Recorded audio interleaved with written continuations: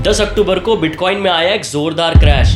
Bitcoin एक झटके में 1,26,000 से गिरकर 1,02,000 पे चले गया, जबकि पूरे वर्ल्ड के stock markets all time high के आसपास ट्रेड कर रहे थे। लेकिन क्रिप्टो मार्केट में पैनिक हद से ज़्यादा है, जब फियर एंड ग्रीड इंडेक्स अपने मैक्सिमम ग्रीड के लेवल पे है। तो आइए पहले जानते हैं कि इस क्रैश की एक्चुअल वजह क्या है। क्या हमें सच में डरना चाहिए या ये हमारे लिए एक बाइंग अपॉर्चुनिटी है? चलिए देखते हैं। अब इस पूरे डर की मेन वजह 10 अक्टूबर को आया वो एक फ्लैश क्रैश है, जो बाइनेंस क्रिप्टो एक्सचेंज यानी जो हमारे वर्ल्ड का सबसे बड़ा क्रिप्टो एक्सचेंज है, उसकी एक गलत फहमी की वजह से आया। तो बहुत से रिटेलर्स ने बाइनेंस से लोन लेकर क्रिप्टो में ट्रेड लिया हुआ था, लेकिन उसी दिन ट्रंप ने चाइना पर 100% टैरिफ इम्पोज किया और उसके बाद ये ट्वीट किया, जिससे वर्ल्ड के सारे स्टॉक मार्केट्स एक साथ गिरे। लेकिन उस समय बिटकॉइन अचानक से 20% गिरा और बाकी ऑल्ट कॉइन्स तो 50-50% तक गिरे। उसका कारण ये था कि बाइनेंस का डेटा सॉफ्टवेयर ओरेकल, उसमें गलत डेटा फ्लैश होना शुरू हुआ। उसने बाइनेंस को ये बताना शुरू किया कि उसके पास इथीना नाम के स्टेबल कॉइन्स की काफ़ी कमी है, जिसकी वजह से बाइनेंस इन सारे लिवरेज ट्रेड्स को हैंडल नहीं कर पाएगा। तो बाइनेंस ने अपने लॉसेस को बचाने के लिए उन सारे ट्रेडर्स के ट्रेड को ऑटोमेटिकली क्लोज कर दिया जिन्होंने बाइनेंस से लोन लिया था। अब इसकी वजह से एक कैस्केडिंग इफेक्ट चालू हुआ और बिटकॉइन में कंटिन्यूस सेलिंग आई और उन सारे ट्रेडर्स को $20 बिलियन के लॉस हुए, जो क्रिप्टो की पूरी हिस्ट्री में सबसे ज़्यादा थे। बाद में इथीना कॉइन की कंपनी और खुद बाइनेंस ने इस बात को माना कि उनसे गलती हुई थी। 10 अक्टूबर को इथीना स्टेबल कॉइन्स की सप्लाई बहुत ज़्यादा थी, यानी अगर आप सिर्फ उस एक दिन को इग्नोर कर दें तो बिटकॉइन का overall long term price structure एकदम इंटैक्ट है। यानी इस क्रैश के पीछे किसी इन्वेस्टर का जानबूझ के सेल करना नहीं है, बल्कि बाइनेंस का फोर्स लिक्विडेशन है। बाइनेंस ने अपने आप को बचाने के लिए इन सारे ट्रेड्स को ऑटोमेटिकली क्रॉस कर दिया, यानी एक्चुअली में ये रियल सेलिंग है ही नहीं। तो अब चलिए दूसरे पॉइंट पर चलते हैं।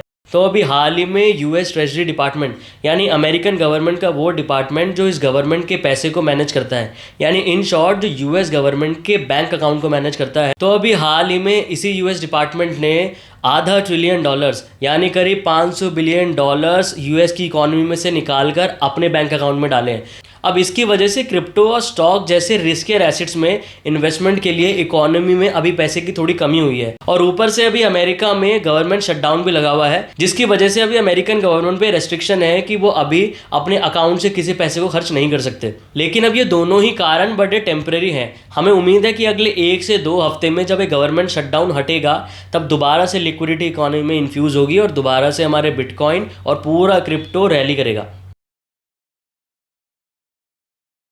अब आइए बिटकॉइन के चार्ट पर भी चलते हैं। मार्केट में कितना ही ज़्यादा पैनिक क्यों ना हो, लेकिन सच्चाई ये है कि बिटकॉइन अपने पूरे बुलरन के लॉन्ग टर्म ट्रेंड के बिल्कुल सपोर्ट पर ही है। सच्चाई ये है कि ग्लोबल लिक्विडिटी यानी इकोनॉमी में टोटल पैसे लगातार बढ़ रहे हैं और अगले आने वाले 4 से 6 महीनों में ये लिक्विडिटी और ज़्यादा बढ़ने वाली है। तो अमेरिका में आने वाले इंटरेस्ट रेट कट्स और चाइनीज़ गवर्नमेंट के द्वारा दिए जाने वाले फिस्कल स्टिमुलस से ओवरऑल वर्ल्ड इकोनॉमी में ये लिक्विडिटी काफ़ी ज़्यादा बढ़ रही है, जिसका डायरेक्ट इम्पैक्ट हमारे क्रिप्टो और स्टॉक्स के प्राइजेस पे होता है।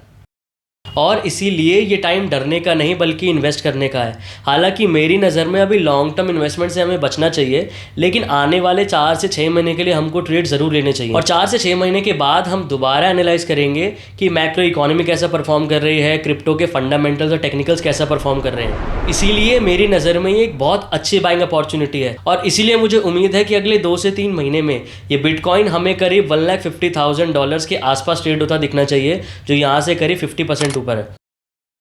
तो आइए दोस्तों अब रिस्क मैनेजमेंट की बात करते हैं, यानी हमें इसके डाउनसाइड रिस्क को भी देखना चाहिए। यानी हमें कैसे पता चले कि हमारा लिया हुआ ट्रेड अब गलत साबित हो चुका है और हमें एग्जिट लेना पड़ेगा। तो बिटकॉइन ने इस पूरे बुलरन में अपने 50 वीक मूविंग एवरेज पर हर बार सपोर्ट लिया है।